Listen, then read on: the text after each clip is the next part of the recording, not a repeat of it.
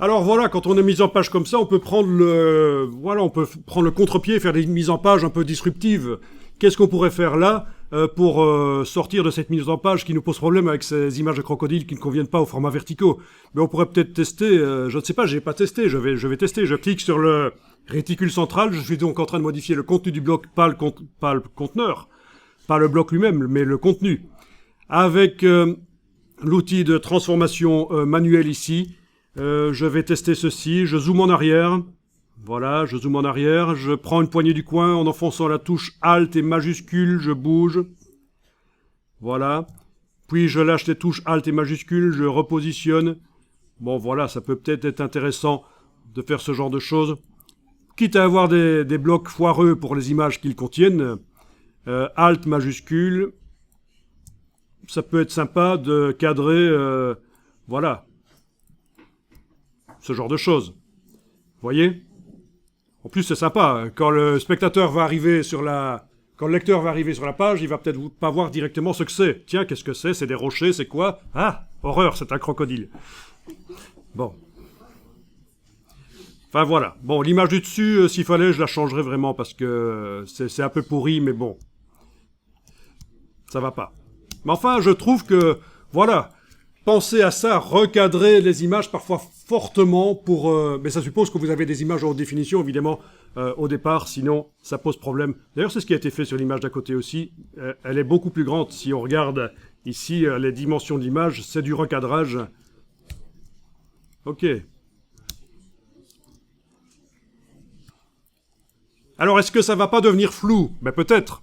Ben, on peut vérifier.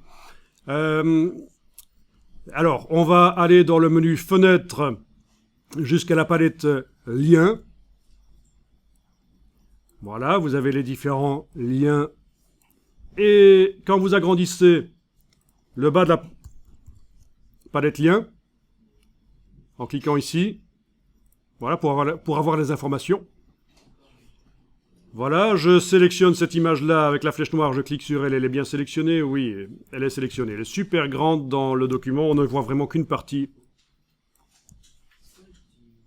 J'ai zoomé trop en arrière. Ah ah. On était sur la page 2.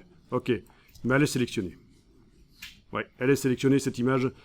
Et donc, oui, la voilà. Hein. Elle est à différents endroits du document, raison pour laquelle il y a un petit dossier qui indique deux images. Ça indique même, si on agrandit la palette lien, ça devrait indiquer sur quelle page ça se trouve. Non? Ah non, pas ici. Bon. Ok. Donc, qu'est-ce qu'on a ici? Une image de 2500 pixels sur 1667, c'est pas génial. Agrandi à cette dimension-là, mise à échelle, ouais, 54,5. En tout cas, voilà, ce qui m'intéresse, c'est les pixels effectifs. La résolution est de 132 pixels par pouce.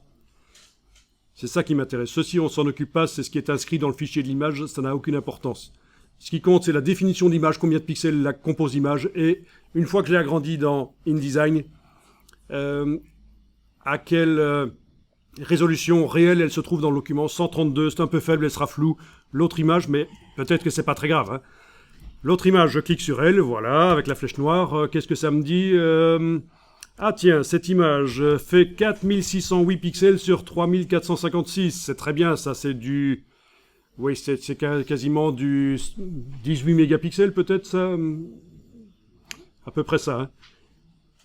Hein. Et quand on multiplie les deux valeurs, on obtient combien? À peu près 18 millions ou je rêve? Bon, si c'est 18 millions, c'est du 18 mégapixels, si on veut comparer ça aux capteurs d'appareils photo et de smartphones. Et à cette dimension-là, elle fait 343 pixels en pixels effectifs. On est au-delà des 300 habituellement nécessaires en impression offset. On dit que c'est la valeur pivot... Ah oui, il ne faut pas parler de valeur pivot, les Français commencent à avoir des boutons quand on leur parle de ça, excusez-moi. Alors, voilà. Donc c'est bon, hein, ça va. Surtout l'image du dessous, il n'y a aucun problème pour l'agrandir à cette dimension-là. Pour ceux qui se poseraient la question, si on agrandit autant, est-ce que ça ne va pas devenir flou? Ben ça dépend, du pixel effectif. Ça dépend du nombre de pixels d'origine de l'image et du taux d'agrandissement qu'on lui a mis dans InDesign.